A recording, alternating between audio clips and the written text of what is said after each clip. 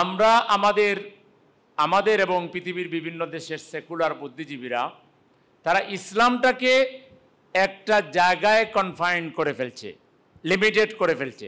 সেটা কোনটা? সেটা হলো মসজিদে, মাদ্রাসায়, এতিমখানায় এবং ব্যক্তিগত জীবনে। তারা ভাগ করে দিয়েছে যে এই জায়গায় ইসলাম মানো। বাজারে ইসলামের বিধান থাকলেও তারা এটা মানতে রাজি না। বাজারের ক্ষেত্রে ইসলামের বিধান হলো মাল স্টক করে মূল্য বাড়ানো যাবে না, হারাম। সিজনের সময় মাল স্টক করে দাম ডাবল করে ফেললো, এটা কি? হারাম।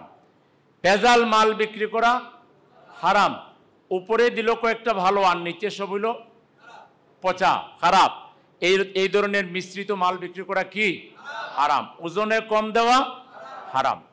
এইভাবে আরো অনেক ব্যাপার আছে। তাহলে বাজারে আল্লাহর বিধান আছে না? আছে। এরপরে আপনি অফিসে যান, অফিসে আপনার কাজ অফিসের কর্মকর্তারা করতে বাধ্য, কারণ তারা রাষ্ট্রের কাছ থেকে বেতন পায়।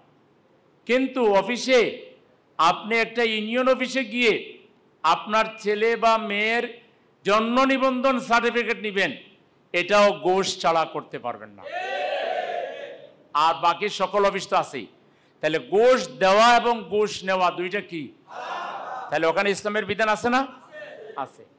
এরপরে আপনি ব্যাংকে যান, আল্লাহ বলছেন আহাল্লাহুল বাইয়া ওয়া হারামার রিবা। আল্লাহ ব্যবসাকে হালাল করেছেন, কিন্তু সুদ হারাম। সুদের 70টা গুনাহ, সর্বনিম্ন গুনাহ হলো মায়ের সাথে জিনা করা। আচ্ছা, এরপরে আপনি আইন অঙ্গনে যান, বিচারালয়ে। এখানে আল্লাহ বলছেন ওমাল্লাম ইয়াহকুম বিমা আনজালাল্লাহু ফাউলাইকা হুমুল কাফিরুন ফাউলাইকা হুমুল ফাসিকুন ফাউলাইকা হুমুজ জালিমুন। যে আমার দেয়া বিধান অনুযায়ী, আইন অনুযায়ী বিচার ফয়সালা করে না, সে হয় কাফির, না হয় জালিম, নাইলে সে ফাসিক। তাইলে বিচার বিভাগে আল্লাহর আইন আছে না? আছে। এইভাবে ব্যক্তি, পরিবার, সমাজ, রাষ্ট্র, অর্থনীতি, রাজনীতি, বিচার, বিয়ে শাদী সব জায়গায় আল্লাহর আইন আছে। কিন্তু এই সব জায়গায় যদি আল্লাহর আইন জারি করতে হয়, তাহলে আপনার হাতে কর্তৃত্ব লাগবে, নেতৃত্ব লাগবে। আল্লাযীনা ইম্মাক্কান্নাহুম ফিল আরদে আকামুস সালাহ ওয়া আতাউজ যাকাত ওয়া আমারু বিল মারুফ ওয়া নাহাউ আনিল মুনকার। আমি যদি কাউকে রাষ্ট্রীয় ক্ষমতা দেই, তাইলে প্রথম কাজ হলো তাদের রাষ্ট্রীয়ভাবে নামাজ কায়েম করে দেবে। কেননা ইন্নাস সালাতা তানহা আনিল ফাহশাই ওয়াল মুনকার। নামাজ মানুষকে অশ্লীলতা, বেহায়াপনা, নির্লজ্জতা, মাদক, তারপরে জেনা, ব্যভিচার এবং সব ধরনের চুরি, ডাকাতি, ছিনতাই, রাহাজানি, দুর্নীতি থেকে তাকে বাধা দেবে। একজন নামাজের লোক সত্যিকার অর্থে যে আল্লাহকে ভয় করে নামাজ পড়বে, সে দুর্নীতি করতে পারবে না। তাহলে নামাজ রাষ্ট্রীয়ভাবে যদি কায়েম হয়, 80-90% অপরাধ অটোমেটিক্যালি কন্ট্রোল হয়ে যাবে। এটা হলো আল্লাহর বিধান। তারপরে আল্লাহর বিধান হলো ওয়াতাউজ যাকাত।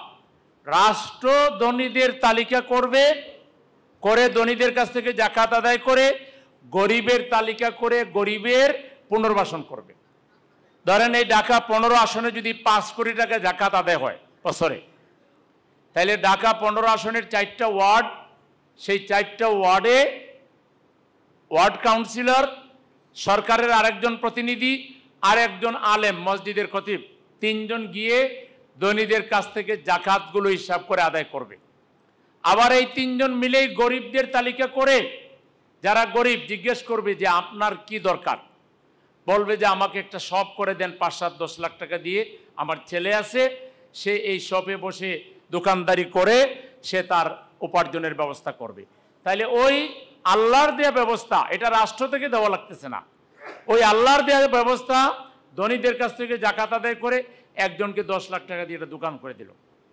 আরেকজন বলল আমার কোনো বিটে বাড়ি নাই, আমাকে একটা ঘর বানিয়ে দেন, তাইলে আপনি তাকে একটা 5 লাখ, 7 লাখ, 10 লাখ দিয়ে ঘর বানিয়ে দিলেন।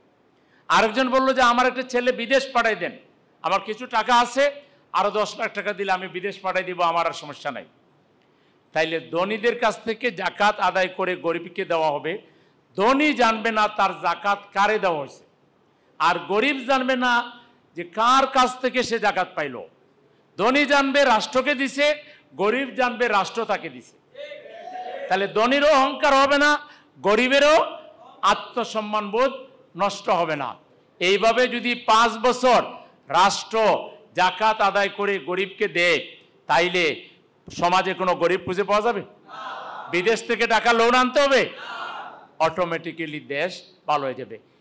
আর রাষ্ট্রের 3 নম্বর কাজ হলো সমস্ত ভালো কাজে সহযোগিতা দিবে, উৎসাহ দিবে। মন্দ কাজে নিরুৎসাহিত করবে, মন্দ কাজ বন্ধ করার জন্য উদ্যোগ নিবে। যারা বেশি বাড়াবাড়ি করবে তাদেরকে আইনের আওতায় এনে শাস্তি দিবে। এই 4টা কাজ যদি রাষ্ট্র করে, কোনো রাষ্ট্র এখন যে অবস্থায় আছে সেই অবস্থায় থাকবে? আল্লাহর যে বিধানগুলো, এটা যদি কায়েম করতে হয়, রাষ্ট্রীয় ক্ষমতা ওই ধরনের লোকদের হাতে দিতে হবে না যারা এগুলো কায়েম করবে। 5 বছরের জন্য বাংলাদেশের মানুষ আল্লাহর আইনের ভিত্তিতে আর ভালো মানুষের নেতৃত্বে সমাজ প্রতিষ্ঠার সিদ্ধান্ত যদি নেয়, 5 বছরে আমরা প্রমাণ করব 54 বছর 5 বছরের কাছে ম্লান হয়ে যাবে।